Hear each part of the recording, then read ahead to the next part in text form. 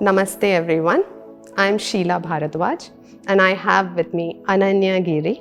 We are both teachers of the Yoga Institute and today we are going to teach you how to do Paschimottanasana. Paschim is the west, and in the context of this asana, it means the complete back side of the body, and Uttanasana is a stretch. So Paschimottanasana is a complete stretch to the back side of the body. Let's see how to do the posture. Coming to a seated posture first. Getting your legs straight in front of you and coming on top of your sitting bones and getting your backs completely straight. Getting your hands by the side of your hips, shoulder, elbow is completely relaxed. Neck is relaxed. Gaze at a point in front of you. Toes are together, feet are together, and toes are pointing up. Now you can come and stay in this posture in two ways. One is to stay in the posture for a minute or so, breathing normally. The second one is in a dynamic manner. So you come into the posture, stay there for 6 seconds and then come back. We will see the dynamic posture. To get into the posture, inhaling, get your hands by the side of the chest, elbows near the body, palms facing down, and go back slightly. This is just to get leverage to get into the posture. And exhaling, move forward, grab hold of your big toe, extending the spine, fold forward. Getting your forehead either onto your knees or slightly forward wherever you reach.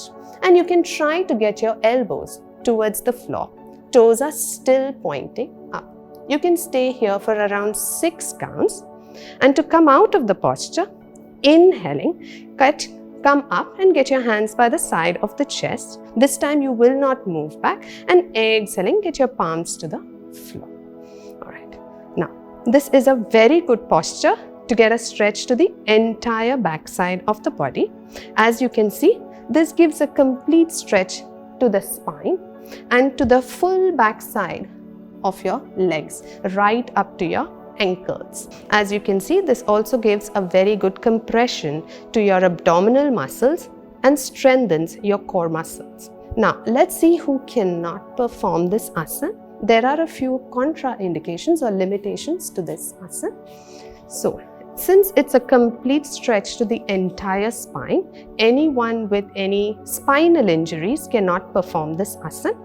And since it also gives a complete compression to your abdominal muscles, anyone with hernia, peptic ulcers, or pregnant women cannot perform this asana. Since it is also a complete forward fold, anyone with any eye disorders can also not perform this asana. Anyone with heart ailments or high blood pressure will also not perform this asana.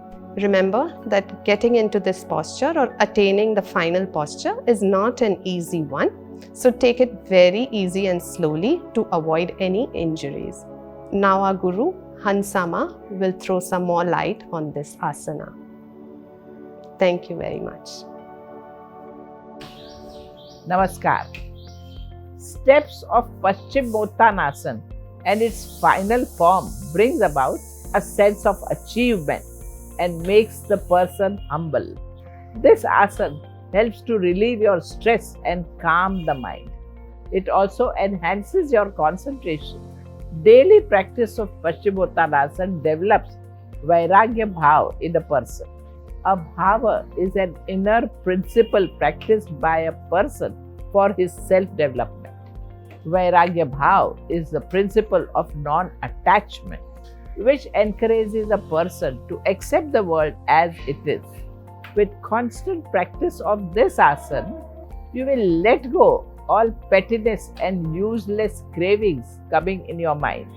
You will also learn to live without causing unnecessary stress to yourself as well as others. Practice Paschimottanasana regularly to get its physical benefits and to strengthen your sense of surrender, dedication, and commitment. Namaskar.